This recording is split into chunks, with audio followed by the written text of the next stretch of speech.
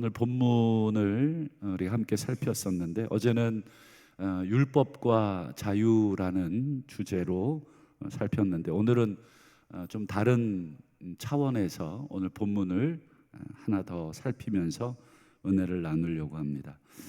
오늘 사도 바울은 본문을 통해서 세 가지를 지적을 합니다. 첫 번째, 문제의 사태의 본질이 뭔지를 얘기하고, 두 번째, 그 문제의 해결 방법을 제시합니다. 그리고 마지막 세 번째로는 종말론적인 권면, 우리가 이제 종말을 맞이할 텐데 그 종말을 맞이해서 우리는 어떻게 살아야 하느냐, 이 종말론적인 권면, 이 세 가지를 이야기를 합니다. 먼저 사태의 본질을 먼저 이야기합니다. 여러분들은 이렇게 살다가 또 부부간이나 아니면 친구간에 또 성도간에 서로에 대한 오해가 생기면 어떻게 주로 해결을 하시는 편이십니까? 사람의 성품이나 성격에 따라서 아마 해결 방법도 다양할 텐데 아마 대부분의 사람들의 경우는 그냥 꾹 참는 경우가 아마 10중 8구 정도 되겠죠. 그냥 뭐 그 문제를 또 얘기하기가, 또 얘기해서 또 관계가 불편해지고 그냥 꾹 참자, 내가 참으면 해결이 되겠지, 이런 마음으로 대부분 아마 참는 경우가 많으실 것이고, 또 어떤 방법이 있겠습니까? 참아서는 안 되겠다, 이거 오해가 더 커지기 전에, 아니면 이미 오해가 커졌다, 그래서 빨리 이 오해를 풀지 않으면 저 사람과 내가 계속 불편할 수 있겠다 하여서 직접 찾아가서 뭐 차 한잔 하자든지 아니면 뭐 식사를 한번 하든지 만나서 이제 오해를 적극적으로 해명을 한다든지, 보통은 이 두 가지 방법 중에 하나일 것입니다. 아마 우리 성도님들은 그동안 어떤 식으로 오해가 쌓였으면 어떻게 풀었는가 한번 돌이켜 보시고, 오늘 사도 바울과 고린도 교회는 계속 오해가 쌓이고 있습니다. 바울이 고린도 교회만 편지를 4번 보냈다 말씀드렸잖아요. 4번 보냈다는 건 그만큼 할 말이 너무 많다, 뭐 사랑해서 할 말이 많을 수도 있지만 풀어야 될 오해들이 너무 많은 것입니다. 사도 바울에 대한 너무나 많은 이 루머와 오해들이 너무 많다 보니까 사도 바울 개인 한 사람 오해받는 것이 아니라 바울이 전한 복음까지도 싸그리 전부 부정당할 수 있는 그런 위험에 있기 때문에 바울은 사랑은 오래 참습니다라고 가르쳤지만 이번만큼은 그것을 다 설명을 하고 또 진리와 함께 기뻐한다는 이 사랑의 원칙에 의해서 지금 진리를 밝혀내야 되겠다, 또는 최소한 그가 받든지 안 받든지 내가 내 진심과 그리고 사실만큼은 전달해 줘야 되겠다. 아마 전달한다고, 진실을 전달한다고 다 받지는 않을 가능성이 높지만, 그렇다고 내가 입을 꾹 다물고 있으면 오해가 사실이 될 가능성이 크기 때문에 믿든 믿지 못하든 그것을 적극적으로 해명을 합니다. 지난 3장 1절에서 봤듯이 사도 바울에게 뭐까지 지금 요구하고 있습니까? 추천서. 사도 바울에게 추천서를 요구하다니 정말 기가 막힌 일이죠. 마치 우리 동부교회를 설립한 목사님에게 학교 졸업장 가지고 오너라, 그리고 그 학교 총장 추천서 가지고 오너라, 네가 세운 이 교회 성도인데 우리가 당신을 믿지 못하겠다. 그때 사도 바울이 여러분들이 내 추천서입니다. 여러분들, 내가 세운 교회에 또 내가 복음을 전해서 여러분 예수 믿은 당신들이 내 추천서인데, 다른 사람들은 몰라도 여러분들은 저에게 추천서를 요구해서는 안 되지 않습니까? 사도 바울이 불쾌하긴 했지만 그런 부분들에 대해서 입을 다물진 않고 분명하게 설명을 해나가죠. 추천서를 요구했다는 것은 한마디로 이미 불신이 너무 심각해진 것이다. 이쯤 되면 요즘 아이들 말로 손절, 그냥 뭐 관계를 정리하고, 사실 사도 바울도 더 이상 고린도 교회 교인들을 안 보면 그만이죠. 뭐 교회를 설립하긴 했지만 뭐 이 사람들하고 내가 뭐 굳이 이렇게 불편한 관계 속에서 계속 얼굴을 맞대면서 지낼 이유가 있습니까? 전혀 없습니다. 인간적인 측면에서는 그냥 요즘 애들 말로 그냥 빠이빠이, 너랑 나랑. 우리 딸아이랑 대화하다 보면 참 재밌는 일들이 많아요. 뭐 오늘날 느닷없이 우리 딸아이 친구의 안부를 제가 물어보면, 야, 그 친구 잘 지내? 아빠 걔 손절했어. 이렇게 얘기를 해요. 왜? 그러면 몇 가지 사건이 있었대요. 더 이상 얘를 안 보고 지내야 되겠다. 다 차단했대요. 뭐 전화 어쨌든 다. 그렇구나. 그렇다고 뭐라고 막 하기도 또 그래요. 저까지 손절당할까봐. 그래서 그냥 웃고 말고 그렇습니다. 요즘 요즘 MZ 세대라 그러나요? MZ 세대는 지금 우리 작년들하고 좀 달라요. 인간관계를 맺는 방법이 그냥 마음에 안 맞으면 사표 막 냅니다. 그냥 당신이 뭐 꼰대 짓을 해? 그럼 사표.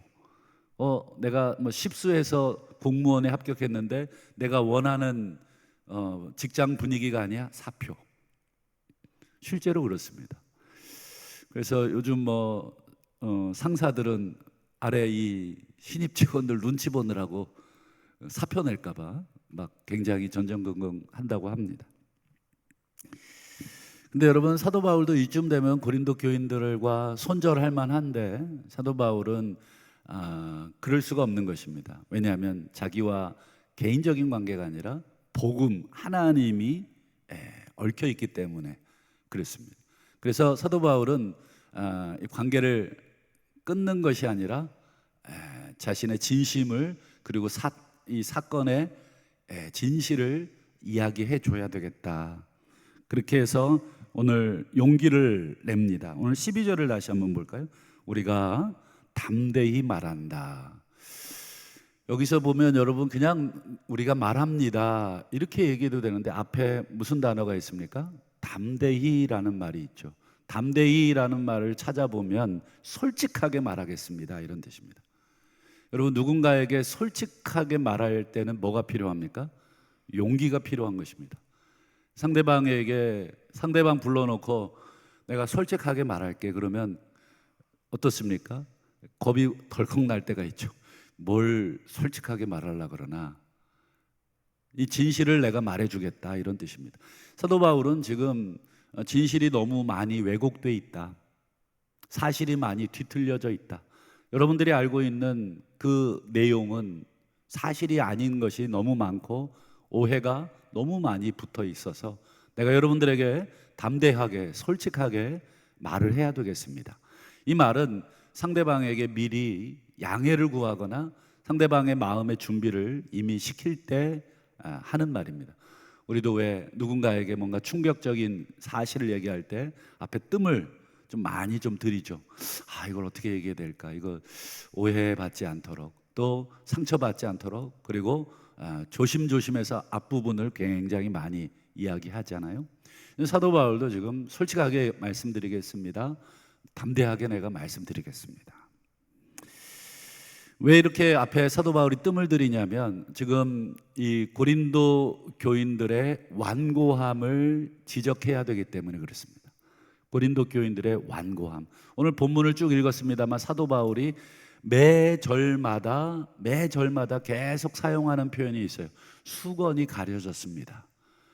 뭐가 씌웠습니다 이런 뜻이잖아요. 여러분들의 지금 이 생각에, 여러분들의 판단에 지금 수건이 씌워져 있습니다. 베일이 가려져 있습니다. 제대로 못 보고 있습니다. 여러분들이 지금 희미하게 보고 있거나 왜곡된 모습으로 보고 있습니다. 얼굴이 수건으로 가려져 있다고 지금 오늘 읽은 본문에서 매 절마다 지금 사도 바울이 수건 얘기를 꺼내고 있습니다. 여러분들이 나의 사도성을 의심하고 또 나의 사역 자체를 의심하고 있는데 담대하게 말씀드리겠습니다. 솔직하게 말씀드리겠습니다. 문제는 저에게 있는 것이 아니라 여러분들에게 있는 것입니다. 굉장히 솔직한 얘기죠. 그리고 담대한 얘기죠. 지금 상대방에게 책임을 마치 전가시키는 것처럼 얘기하는 거예요. 지금 이 문제의 책임은 저에게 있지 않아요. 여러분들에게 있어요. 특별히 여러분들의 마음이 완고합니다. 지금 이 이야기를 하고 있는 것입니다. 그래서 우리 사도 바울은 성도들의, 고린도 교인들의 완고함을 이야기하기 위해서 이 모세 이야기를 꺼내드는데 그게 14절인데 출애굽기 34장에 나오는 이야기죠. 14절을 한번 보여드릴까요? 14절을 보면 그들의 마음이 완고하다 이렇게 얘기합니다. 그리고 뒤에 이제 나와 있지는 않습니다만 수건이 덮여져 있다. 이 수건이 덮여져 있다는 말은 완고하다, 마음이 수건에 가려져서 문제의 본질을 제대로 보지 못한다. 즉 완고하다는 말을 우회적으로 말한 것입니다. 그래서 15절을 또 보실까요? 그 이어지는 15절도 보면 사도 바울이 또 이야기합니다. 15절, 오늘까지 모세의 글을 읽을 때 수건이 그 마음을 덮었습니다. 이스라엘 백성들이 모세의 글이면 하나님이 주신 율법인데 이 수건이 덮인 마음으로 모세의 글을 읽으니까 그 하나님의 말씀에 순종하지를 못하는 것입니다. 완고하기 때문에.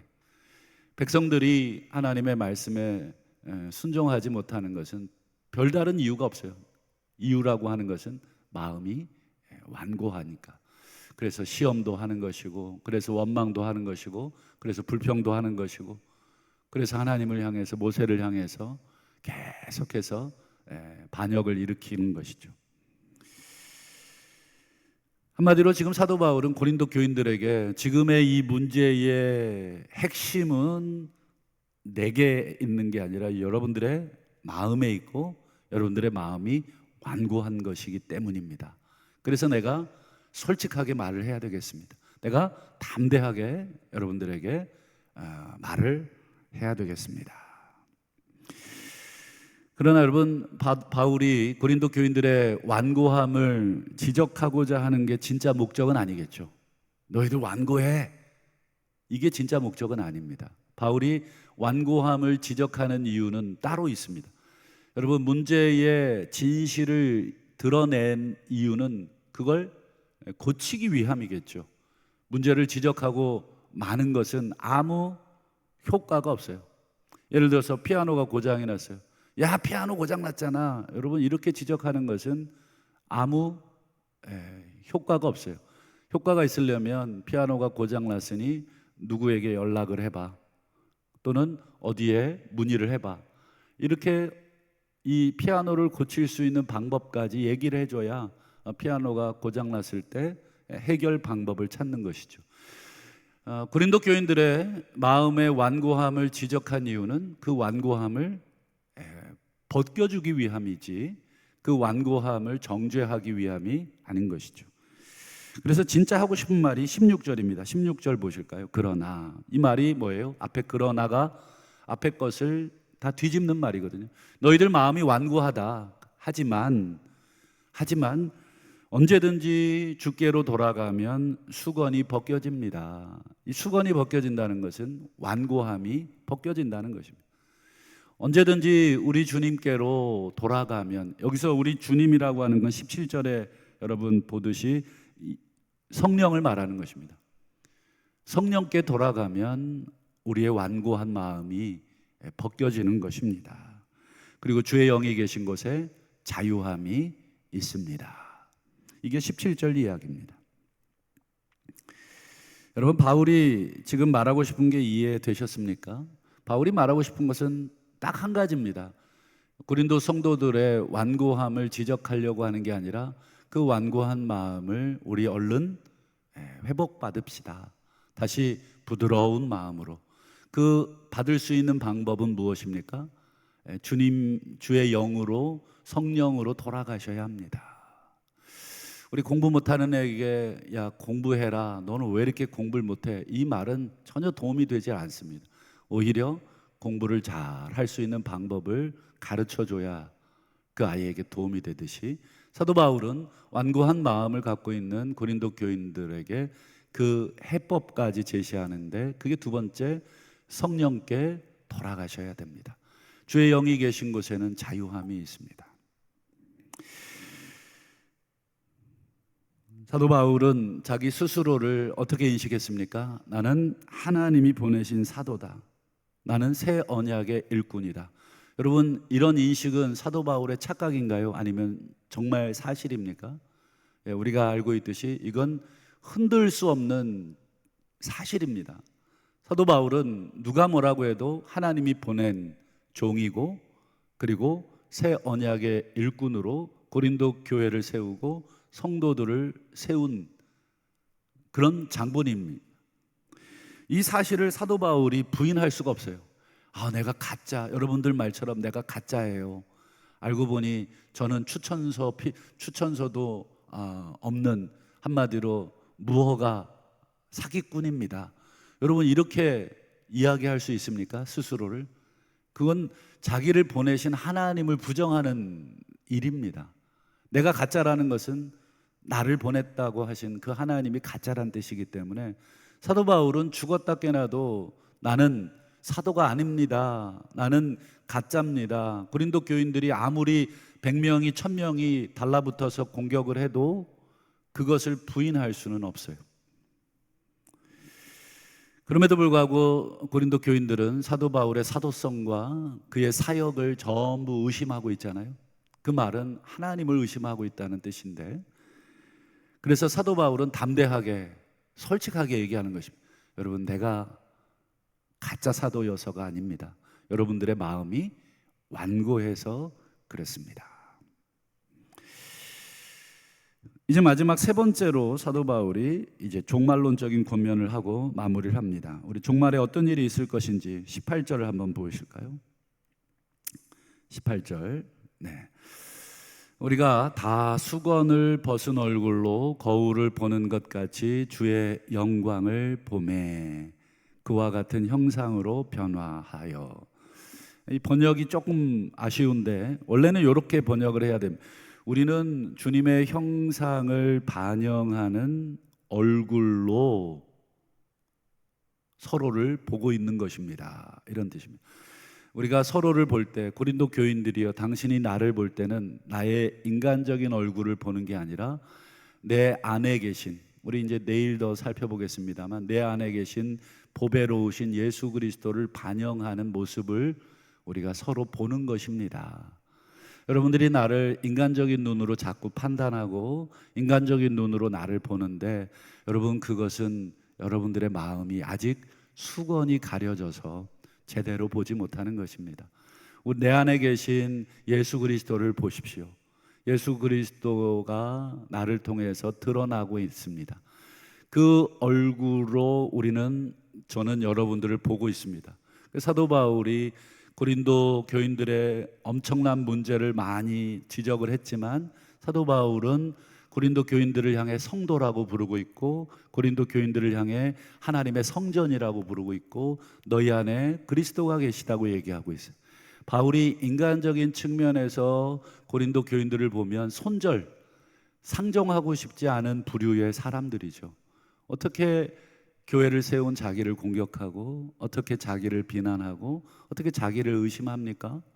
인간적인 측면에서는 벌써 서운함을 넘어서 여러분 고소를 해도 시원치 않죠.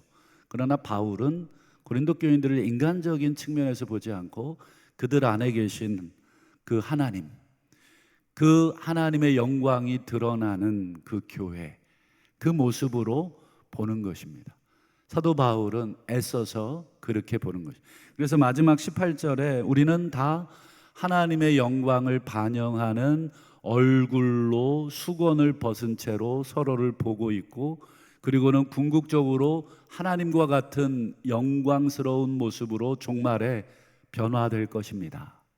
이것은 주님의 영으로 말미암은 일이 될 것입니다. 즉 성령께서 우리를 그렇게 만드실 것입니다. 지금은 우리 안에 하나님의 영광과 인간적인 어떤 모습이 섞여 있어서 마치 질그릇과 이 보배가 서로 뒤섞여 있어서 질그릇을 볼 때도 있고 그 안에 보배를 볼 때도 있고 제대로 보지 못하지만 마지막 종말에는 성령께서 우리 모두를 다 하나님의 영광스러운 모습으로 바꾸어 줄 것이고 우리는 그 천국에서 서로의 얼굴을 보며 함께 지낼 존재들입니다.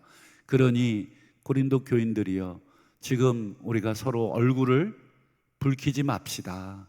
이 문제로 우리가 서로 이렇게 불편해서야 되겠습니까? 여러분들이 나를 볼 때 이렇게 인간적인 불편함으로 볼 수 있겠습니까? 저도 마찬가지로 여러분들을 인간적인 불편함으로 어떻게 보겠습니까?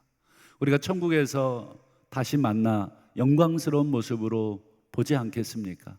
그러니 지금 이곳에서 서로 간에 오해 드릴랑 다 풀고 우리가 서로 반가운 얼굴로 봅시다.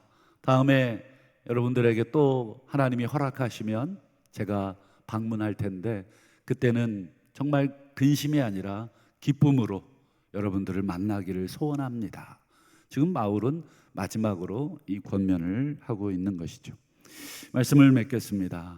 여러분, 우리는 아직 온전히 하나님의 영광스러운 모습으로 변화되기 전에 지금 이 땅에서 여전히 진흙과 여전히 모순과 여전히 완악함과 이런 모습들이 우리 안에 있지만 우리는 늘 성령께로 돌아가셔야 되겠습니다. 그래서 매일매일 우리가 이렇게 기도하는 시간이 굉장히 중요합니다.